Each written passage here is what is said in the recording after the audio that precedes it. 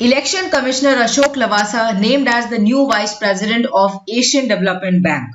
Hi guys, a very warm welcome to Study IAS. This is Tanvi Sharma and I welcome you all to this very informative video जहां पर हम इस news को विस्तार से समझेंगे कि यूपीएससी पॉइंट ऑफ व्यू से इलेक्शन कमीशन क्या होती है, इलेक्शन कमिश्नर क्या होते हैं and what is Asian development bank. ठीक है, इन चीजों को समझने की कोशिश करेंगे.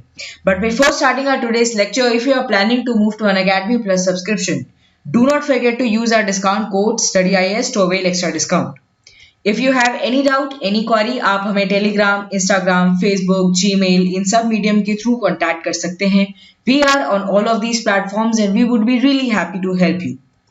चलिए सबसे पहले समझिए कि न्यूज क्या है. न्यूज ये है कि election commissioner Ashok Lavasa ji, who was next in line to head the poll panel, जो कि recent elections होते that are going to be conducted in Uttar Pradesh, west Bengal, Uttarakhand, Punjab, Manipur, Goa, इतनी सारी स्टेट्स में होते, उनके पोल को ये हेड करते, has been appointed as the vice president of Asian development bank. ठीक है, एंड वो अपने टेन्योर के खत्म होने से पहले ही उन्होंने एक दूसरी पोस्ट ले ली है. सूत्रों के मुताबिक जो सेंट्रल गवर्नमेंट होती है, they only propose the name, तो उन्होंने इनका नाम प्रपोज किया. एंड अभी क्या हुआ है कि वो अक्टूबर 22 को as chief election commissioner retire करते, क्योंकि वो काफी टाइम से थे एंड सीनियर भी थे, इसलिए एज वो चीफ इलेक्शन कमिश्नर रिटायर करते. बट क्योंकि वो अपने टेन्योर से पहले ही चले गए हैं, इसलिए ये चीज हमारे लिए इंपॉर्टेंट हो जाती है. ये और भी ज्यादा हमसे पूछा जा सकता है डिफरेंट कॉम्पिटिटिव एग्जाम्स में. ठीक है, according to the sources, Lavasa's appointment to the ADB was finalised with the concurrence of union government. Okay, union government का बहुत बड़ा रोल होता है इसके अंदर. एंड अशोक लवासा जी एक बहुत ही इंपॉर्टेंट पर्सनालिटी हैं. He was an x IAS officer and election commissioner बनने से पहले he had been on a very reputed post, जैसे he had been a finance secretary and environment secretary भी वो रह चुके हैं, तो इसलिए भी हमारे लिए थोड़ा इंपॉर्टेंट हो जाता है. एज पर ADB charter, vice presidents are appointed by board of directors on recommendation of ADB president. The appointment are on merit based. Okay, तो ये कुछ एक्स्ट्रा इन्फॉर्मेशन है जो कि आपको पता होनी चाहिए. अब ये जो प्री मेच्योर एग्जिट हो रही है इन सर की, ये बहुत सारे क्वेश्चंस क्रिएट करती है. सबसे पहले तो आप ये समझिए कि ये सबसे पहली बार नहीं हुआ है.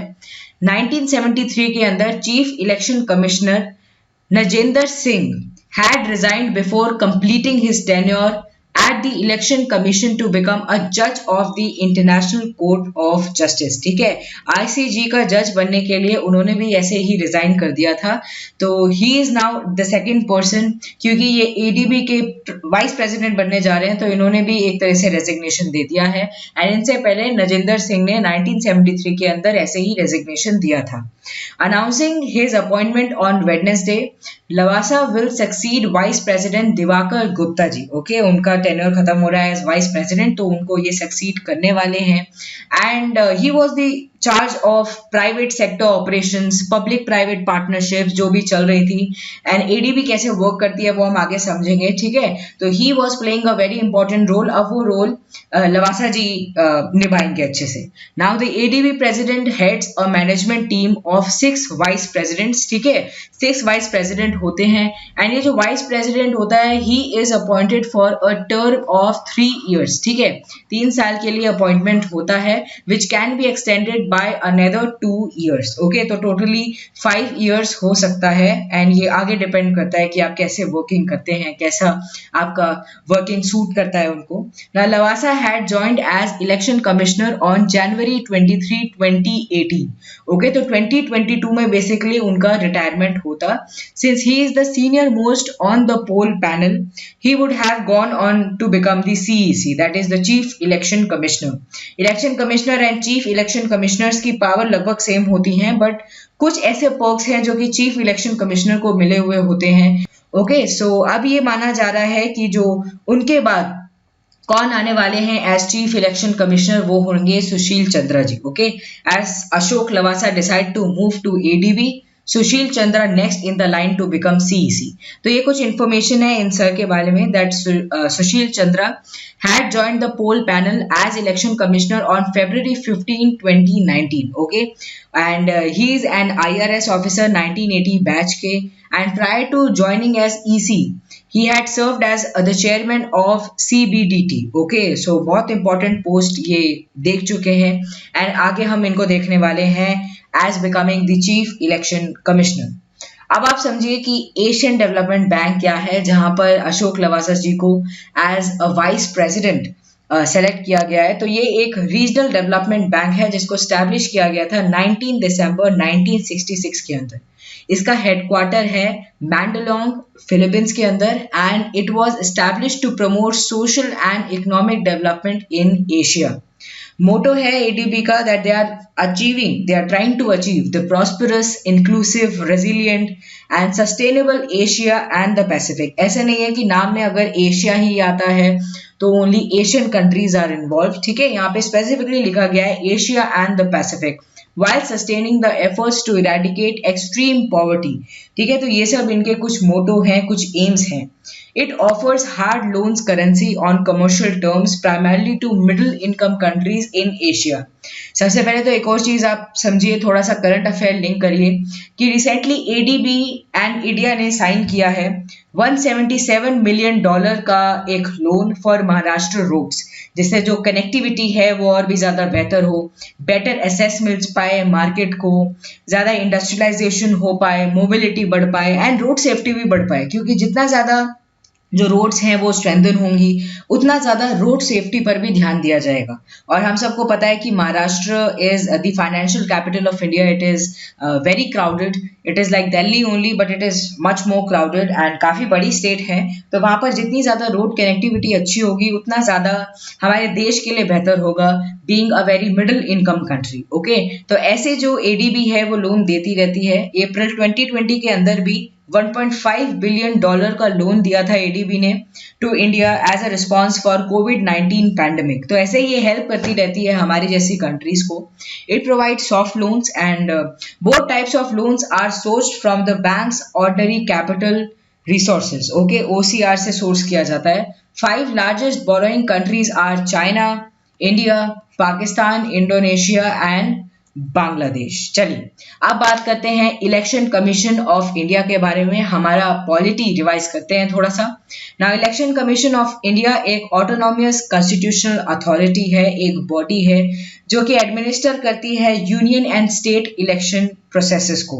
बेसिकली ये जो जितने भी इंपॉर्टेंट इलेक्शंस होते हैं हमारे इंडिया के अंदर, स्टेट इलेक्शन एंड प्रेसिडेंट के इलेक्शंस, वाइस प्रेसिडेंट के इलेक्शंस, ओके, ये सब स्टेट लेजिस्लेचर के इलेक्शंस, ये सब कौन करवाता है? इलेक्शन कमीशन ऑफ इंडिया करवाती है, and it's a very important body. Part 15 of the Indian Constitution deal with elections, establishing a commission for these matters. An election commission को establish किया गया था in accordance with the Constitution on 25th of January 1950. ये चीज आपके लिए important है। Article 324 to 329 of the Constitution deal करती है with power, function, tenure, eligibility, ठीक है। ये सब जो भी इलेक्शन कमीशन से रिलेटेड है उन सब से ये डील करती है। Okay, Since its inception in 1950 and till 15 October 1989, election commission जो है वो एक 1 मेंबर बॉडी रही जिसमें सिर्फ चीफ इलेक्शन कमिश्नर होते थे। बट जैसे जैसे हमारे देश का आगे आगे डेवलपमेंट हुआ, जितना ज़्यादा इलेक्शन प्रोसेस में और भी ज़्यादा इन्वॉल्वमेंट की ज़रूरत हुई, एंड 16 अक्टूबर 1989 को तो वोटिंग एज को भी चेंज कर दिया गया था।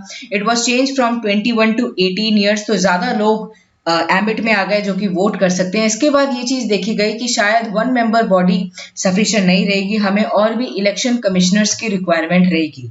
इसलिए उसके बाद से ये एक मल्टी मेंबर बॉडी बन गई which consist of 3 election commissioners. Okay, तो अभी तो 3 इलेक्शन कमिश्नर्स होते हैं इसके अंदर, but president may fix this from time to time. Later on the 2 post of election commissioners were eliminated in January 1990 and the election commission was reverted to a previous position। ठीक है, काफी सारे changes भी आए इसके अंदर, but अभी तो आपको ये चीज याद रखनी है कि it's a multi member body. The chief and the two other election commissioners have the same power and emolument including salaries which are the same as the Supreme Court judge.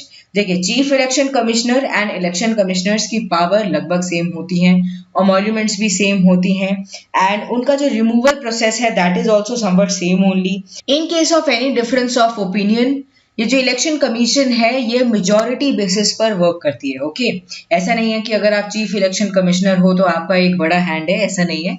Majority के basis पर ये कोई भी decision लेते हैं and the office is held by them for a tenure of 6 years until they attain 65 years. तो 665 basically ये criteria है, whichever happens first. They can also be removed or can resign at the time before the expiry of their term. एक और चीज आपको पता होनी चाहिए कि जो इलेक्शन कमिश्नर्स होते हैं उनको हटाया जा सकता है on the recommendation of chief election commissioner. तो यहाँ पर जो चीफ इलेक्शन कमिश्नर होता है उनका एक बड़ा रोल होता है, इसलिए भी शायद उनके नाम के आगे चीफ है and they are somewhat different from election commissioners, but majorly तो पावर्स एंड इन्वॉल्वमेंट सब सेम ही होता है. तो एक कुछ इन्फॉर्मेशन थी इलेक्शन कमीशन ऑफ इंडिया के बारे में जो कि आपको पता होनी ही चाहिए. आप लोग मुझे नीचे कमेंट सेक्शन में लिखकर बताएंगे कि ये जो रिटायरिंग इलेक्शन कमिश्नर्स होते हैं क्या इनको डिबार किया गया है कि वो आगे किसी भी फर्दर अपॉइंटमेंट नहीं ले सकते हैं, गवर्नमेंट के थ्रू किसी भी फर्दर अपॉइंटमेंट में इन्वॉल्व नहीं हो सकते हैं. तो नीचे कमेंट सेक्शन में लिखकर जरूर बताइएगा because it is a very important question and काफी सारे एमसीक्यूज में ये पूछ लिया जाता है. ठीक है, पॉलिटी आपको अपनी रिवाइज करनी है तो अच्छे से रिवाइज करिए, एक एक चीज को समझिए कि इलेक्शन कमीशन क्या होती है, election commissioners, chief election commissioners क्या होते हैं एंड ऐसे ये बहुत इंपॉर्टेंट चीज है कि फर्दर अगर वो अपॉइंटमेंट चाहते हैं आफ्टर रिटायरमेंट तो क्या वो कर सकते हैं कि नहीं. तो नीचे लिखकर जरूर बताइएगा. So this was all for this video. I really hope you enjoyed it. ऐसे ही आप हमारे साथ जो जितने भी इंफॉर्मेटिव वीडियोस हैं करंट अफेयर से रिलेटेड उनको आप कवर करते रहिए. देखिए, करंट अफेयर्स सब आपके लिए इंपॉर्टेंट नहीं है, बट अगर आप यूपीएससी पॉइंट ऑफ व्यू से हर करंट अफेयर को देखने लग जाएंगे तो आप नोटिस करेंगे कि आपके जो बेसिक्स हैं वो बहुत इजीली रिवाइज हो जाएंगे. जैसे ये जो पर्टिकुलर न्यूज़ थी इसके थ्रू हमने थोड़ी पॉलिटी रिवाइज करी, थोड़ा हमने एशियन डेवलपमेंट बैंक के बारे में देख लिया तो हमारे करंट अफेयर्स भी रिवाइज हो गए. ओके, एंड रिसेंटली जो न्यूज़ चल रही थी कि इंडिया को एशियन डेवलपमेंट बैंक ने लोन दिया है तो ये भी चीज़ हमने थोड़ा सा कनेक्ट किया. हम मेंस पर भी इसमें बहुत अच्छा लिख सकते हैं. ठीक है, तो ये चीज आपको ऐसे याद करनी है, ऐसे आपको यूपीएससी पॉइंट ऑफ व्यू से करंट अफेयर्स को रिवाइज करना है, अपने लिए बेनिफिशियल बनाना है. So this was all for this video. Thank you very much.